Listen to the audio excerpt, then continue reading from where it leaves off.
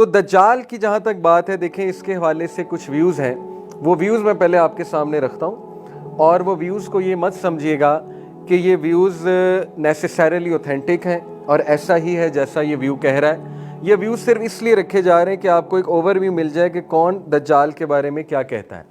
اب دیکھیں مختلف آراء ہیں۔ ایک رائے تو یہ ہے کہ دجال ایک انسان نہیں، وہ ایک سسٹم ہے۔ کچھ لوگ دجال کو آئی پیڈ بھی کہہ رہے ہیں اور آئی فون سے بھی تشبیہ دے رہے ہیں، ٹھیک ہے، کیونکہ ون آئی وہ کہتے ہیں وہ یہ اسکرین ہے، دیٹ از دی ون آئی، اور وہ کہتے ہیں کہ لوگ اتنے ہائیلی ایڈکٹ ہو چکے ہیں، اتنے ہائیلی ڈیپینڈنٹ ہو چکے ہیں اسمارٹ فون پہ، تو یہی اصل میں فتنہ دجال ہے۔ تو دیکھیں یہ اوتھینٹک اوپینین نہیں ہے، اس کو میں نہیں لیتا۔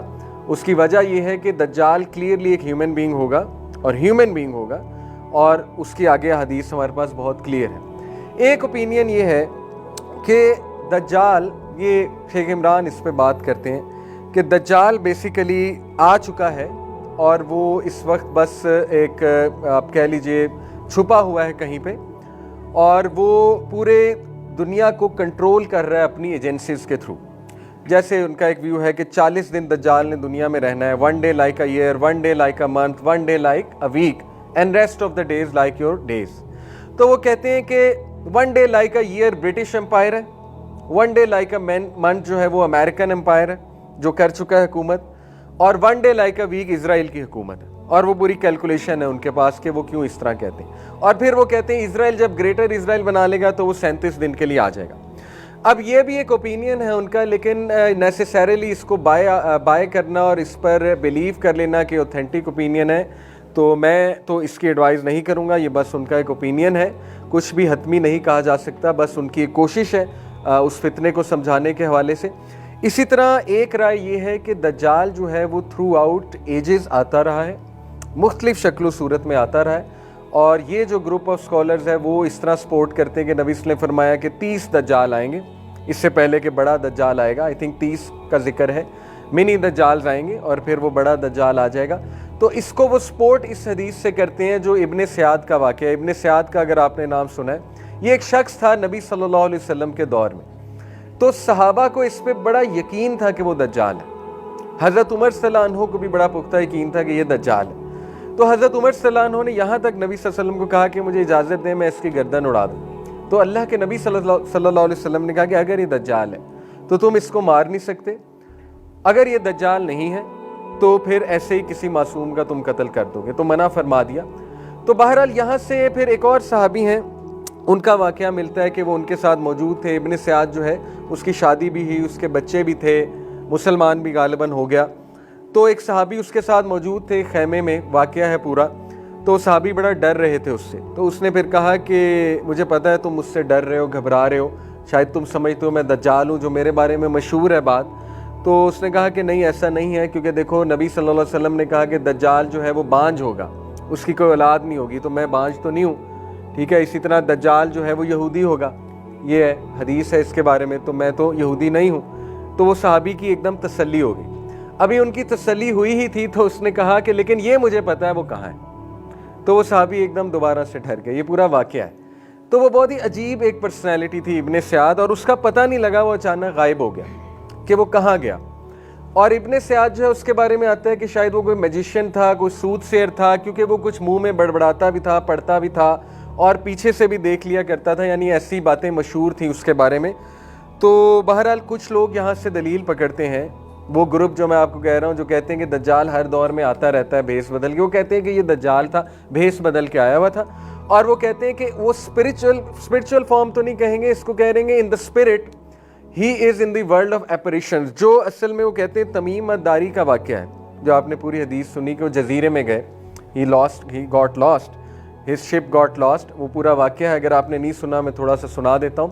ایک کرسچن تھے تمیم الداری ان کا نام تھا، بعد میں پھر مسلمان ہو گئے، تو وہ نبی صلی اللہ علیہ وسلم کے حضور آ کے اپنا واقعہ سناتے ہیں۔ تو واقعہ ان کا یہ تھا کہ وہ کہتے ہیں کہ میں اور میرے کچھ دوست اور میرے ساتھی جو ہے وہ سی کی طرف گئے، اور غالباً ریڈ سی کی طرف گئے ہوں گے، کیونکہ ظاہر ہے سعودیہ کے نیچے ریڈ سی سب سے قریب ہے۔ تو وہاں 1 مہینہ طوفان چلتا رہا، اور اس کے بعد جو ہے ہماری کشتی یا ہمارا شپ جو ہے وہ بس ایک جگہ کنارے پہ جا کے لگا، تو ہم کیا دیکھتے ہیں ایک جزیرہ ہے، اور وہاں پہ ایک جانور آتا ہے بہت ہی عجیب و غریب، جس کو کچھ لوگ بگ فٹ کہہ دیتے ہیں، کہتے ہیں بگ فٹ ریئل ہے، یہ کریکٹر آپ کو پتہ ہے بگ فٹ دکھایا جاتا ہے بچوں کے کارٹونز وغیرہ میں. بہرحال تو وہ کہتے ہیں کہ اس کے بال ہی بال تھے, اوپر سے لے کے نیچے تک بال ہی بال تھے. اس نے کہا میں جساسہ ہوں اور میرا آقا تمہیں بلا رہا ہے, وہ مندر میں ہے, ٹیمپل میں ہے, قید ہے. تو وہ وہاں گئے تو دیکھا کہ ایک بہت ہی مسکولر قسم کا بندہ, اور اس کی آئی مسخ ہوئی تھی, ایک جو ہے وہ گریپ کی طرح باہر نکل رہی تھی. تو وہ زنجیروں میں جکڑا ہوا تھا. تو اس نے کچھ سوالات پوچھے, 3 سوالات پوچھے پریسائزلی کہ یہ ہو گیا, یہ ہو گیا. تو تمیم الداری نے اسے جواب دیے. تو اس نے کہا کہ جب یہ تینوں چیزیں ہو جائیں گی تو میرا خروج ہو جائے گا. یہاں تک کہ بھی اس نے کہا کہ کیا کوئی شخص آیا جو کہتا ہے میں نبی ہوں محمد صلی اللہ علیہ وسلم؟ تو انہوں نے کہا کہ جی آیا ہے. تو اس نے کہا کہ عربیوں کے لیے بہتر ہے اس کا کہنا مانیں. تو نبی صلی اللہ علیہ وسلم کو جب یہ بات تمیم الداری نے بتائی تو نبی صلی اللہ علیہ وسلم نے کہا کہ ہے تو وہ جھوٹا, لیکن اس نے بات یہاں پہ سچ کی ہے. تو یہ جو واقعہ ہے, اب اس کے بارے میں بھی کچھ اختلاف علماء میں پایا جاتا ہے. ایک جو زیادہ اوتھینٹک اوپینین ہے وہ یہی ہے کہ یہ ایک ریئل ملاقات تھی, and Tamim Aldari really saw him and really met him. ایک جو ہے اسکالرس کا اوپینین یہ ہے کہ یہ ایک ویژن تھا, یہ اصل واقعہ نہیں تھا. یہ جیسے ایک اسپرچول ویژن ہوتا ہے, یہ ویژن دکھایا گیا تھا تمیم الداری کو, اور اس ویژن میں وہ ورلڈ آف ایپریشنز میں گئے تھے. ورلڈ آف ایپریشنز کیا؟ یہ درمیان کی ایک دنیا اسکالرس کے نزدیک ہے کہ ظاہر ہے ہماری جو دنیا جو فزیکل ورلڈ ہے اس کے درمیان بھی ایک دنیا ہے. ورلڈ آف ایپریشنز یہ بڑا مشہور کانسیپٹ ہے, اس کو آپ سرچ بھی کر سکتے ہیں. وہ کہتے ہیں کہ ورلڈ آف ایپریشنز میں چلے گئے تھے اور وہاں پہ ان کو ان اسپرٹ جو ہے وہ دجال نظر آیا.